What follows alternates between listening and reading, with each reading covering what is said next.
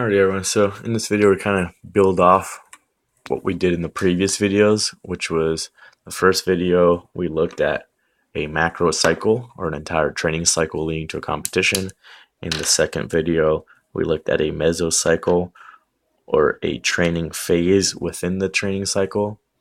And then in the third video we looked at a microcycle or the training week within that phase, which is within the cycle. So we went through each part.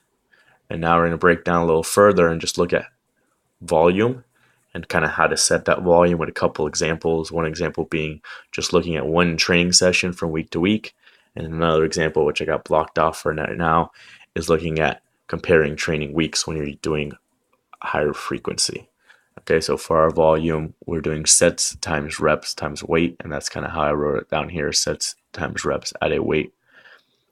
And for the weight, I just used like 100-pound max, so this is like 60% because it's 60 out of 100. So easier way to look at it for now, whatever your max is, you would just take your max, multiply by 60% or 75% or 70% to then calculate your volume for this specific scenario.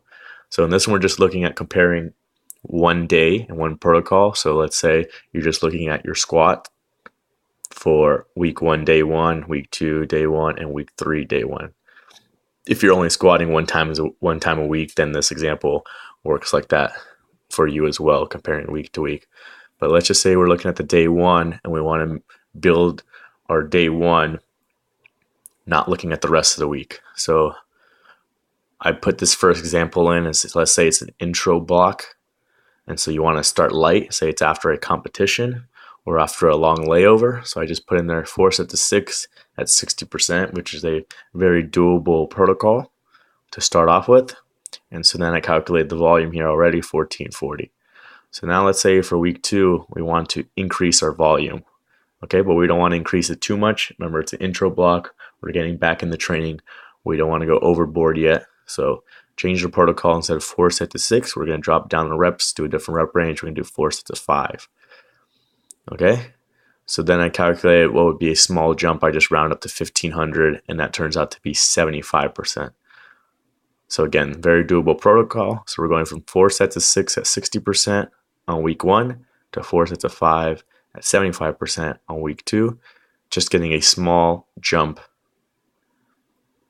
in our volume. So it looks like it's making a 4% jump in our volume. That way our body can handle it and can recover a bit. So then I said, okay, let's go and do another week. Say we're going to go back to our original protocol, but now we've done 2 weeks of training. We're able to handle the volume now that we've been giving our body.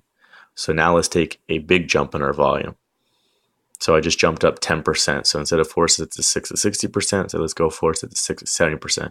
Again, another doable protocol that pretty much anyone can do as long as you're using a proper max. So then this gives us 1680 pounds for our volume. So now you see we had a small jump here to 60 pounds and then a big jump here, 180 pounds. Okay, and then overall it's 240. So that's just an example of just comparing our training day from week to week with whatever our goal is in mind. So our goal from week 1 to week 2 was to increase the volume slightly as our body gets used to the new training block. And then from week 2 to week 3, we're going to take a big jump in volume now that our body is used to get a regular training and that amount of volume. Okay, and where your volume is based on your level. So you would look at old training cycles and what kind of volume your body has been able to handle coming back from a competition, and that's how you would base this number. And then you can base this protocol that you want and then figure out what percentage you need. And you kind of work backwards if you already have the information. But if you don't already have the information, you don't know what kind of volume you handle, it's kind of a very easy way to start because pretty much anyone can do 4 sets of 6 at 60% with their correct training max being used. And then here you would take a small jump in volume and then a big jump in volume. And so if you actually drew it out, you would be going a small jump in volume from week 1 to week 2, so it'll look fairly flat, and then a big jump in volume from week 2 to week 3. And we went over kind of these graphs of different ways you can build from week to week in the previous video. So in this one, we would take a small jump from week 1 to week 2, a big jump from week 2 to week 3, and then if we were continuing and going, it depends on what we wanted to do. If we want to take another big jump from week 3 to week 4, or like we've had some of our examples we went over, maybe you go down from week 3 to week 4. Okay, so this kind of shows what we drew in the graphs in the previous video. Okay, so going into our second example, now let's say we're training the same movement multiple times per week, or we just want to look at our training volume from week to week. So we want to look at the bigger picture. Okay, so in this example, we're training the movement 3 times a week. Say, for example, we're squatting 3 times a week, and it's the same movement. So it's the competition squat in all of them. So the percentage is off, the same training max. We're not doing any variations right now. Okay, so I took the same 4 sets of 6 from at 60%, placed it here, same 1440, and that'll be our day 1. Okay, so like we said, it's an intro block, and so we're probably going to get some decent amount of fatigue from this since we're returning back to normal training.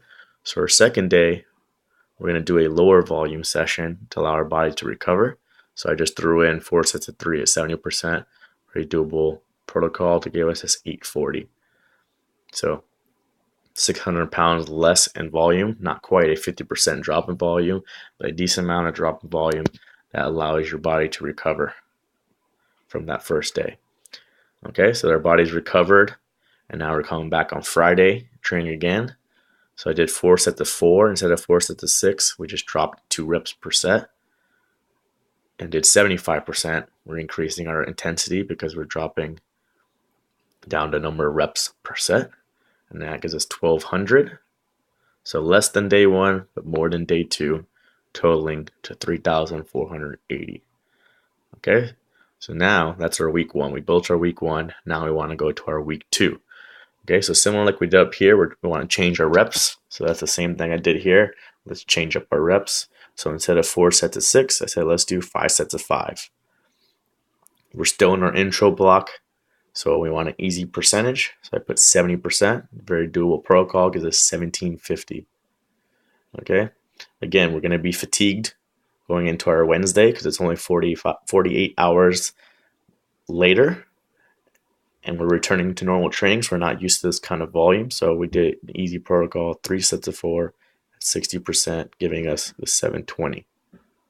And then finally, we're finishing off the week. Now we're well recovered from the Monday session, so 5 sets of 3 at 80%, giving us 1200. So you put that all together and you get 3,670. So this is an example you can see similar to here, where we're increasing the volume from week to week, just looking at one training day. Here we're upping it from week 1 to week 2, looking at the big picture, the entire week. Okay, and again, these numbers will be based on what you've done in previous training blocks. So if you know what kind of volume you can handle your first week or even your first month of returning back to training, then you can base those numbers.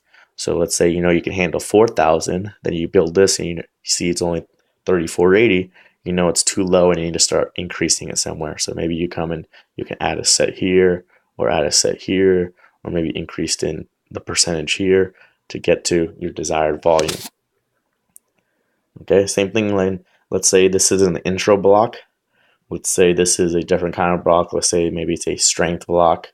And so since you're dropping the reps and you're dropping you're increasing the intensity, dropping the reps, you're increasing the intensity. We're going 70% here instead of 60.